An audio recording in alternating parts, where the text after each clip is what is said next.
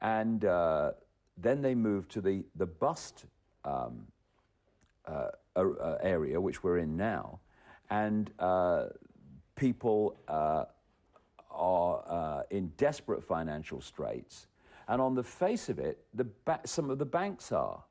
But what I'm talking about here is the banking system that this network of families control.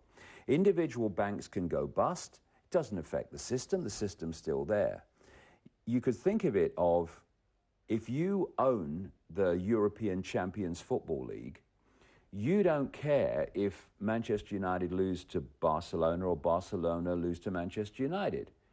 Like, you don't really care about individual banks, where this one goes under or this one, gets stronger or whatever, because you own the whole game. And it's from that level that all this boom and bust is manipulated. So the control of money in circulation is the control of society. It's control over whether some people eat, whether some people have their homes or don't have their homes. So from that point of control, you can manipulate what we have now experienced. And what did we experience? It came out of the United States. And the reason it was engineered from there is because the United States economy still today, when it is affected in some way, it has global implications. So they orchestrated it through there, and they did it like this.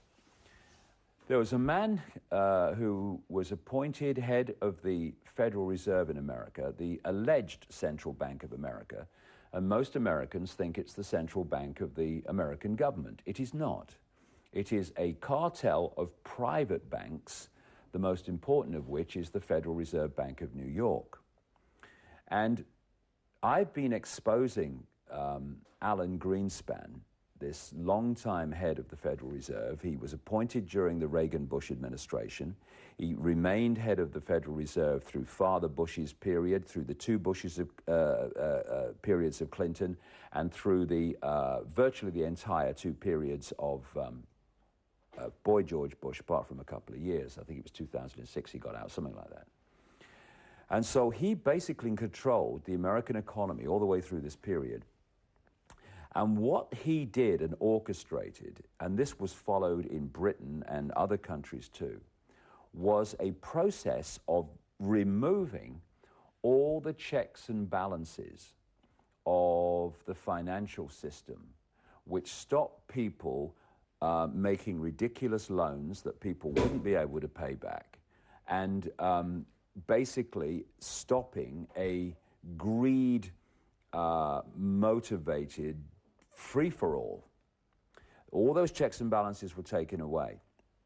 What they also did was create a system where, within the banks, people were getting big bonuses for getting people to take out loans, like for houses and stuff. So the more loans they acquired and got people to take out, the more bonuses these people got. Now, there came a point through this so-called economic boom through the 1990s and into this century, where they'd basically picked off, in terms of mortgages and what have you, all the people who had the income and the financial capacity to actually pay back the loans. So if they were going to keep getting the bonuses, they had to start looking elsewhere to give loans out.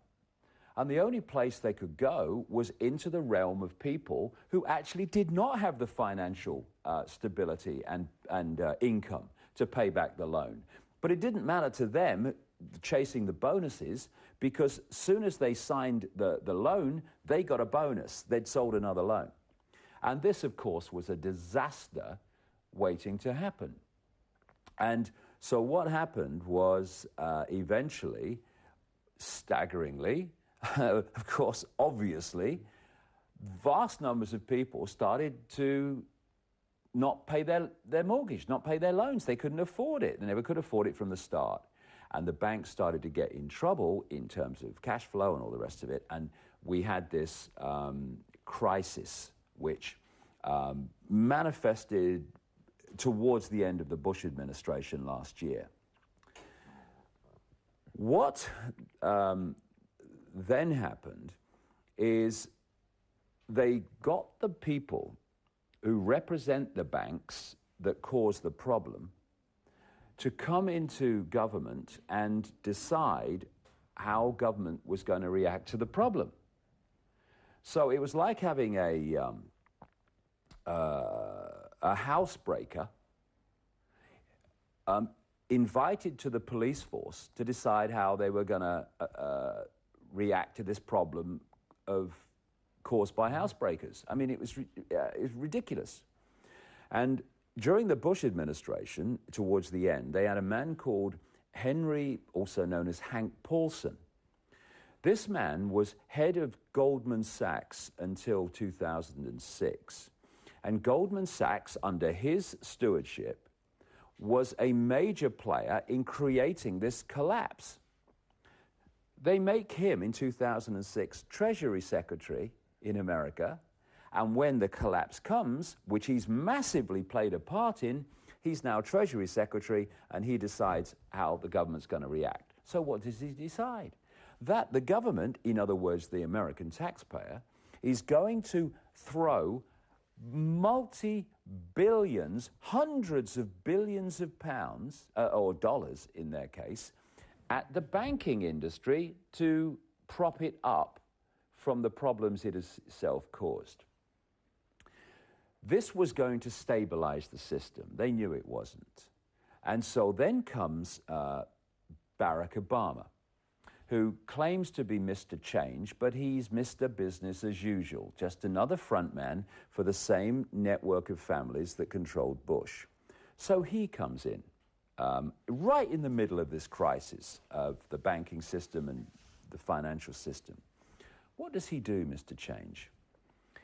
He appoints an economic team which is like a who's who of those who were massively responsible for creating the problem.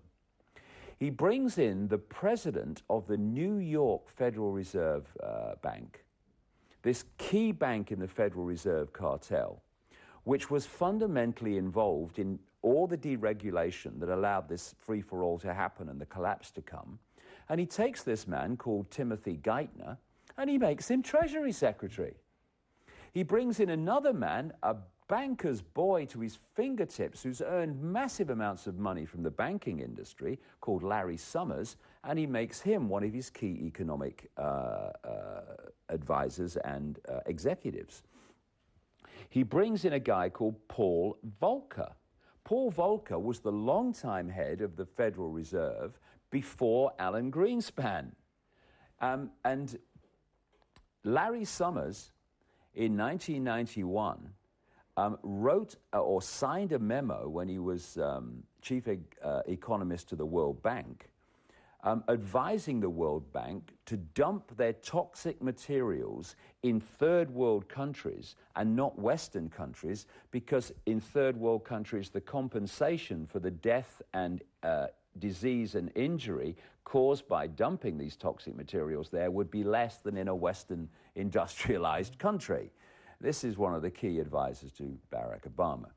And what do they decide, these bankers people who created the problem when they come in? They decide that the Obama administration should not, no, we must not throw hundreds of billions of dollars at the banking system, okay?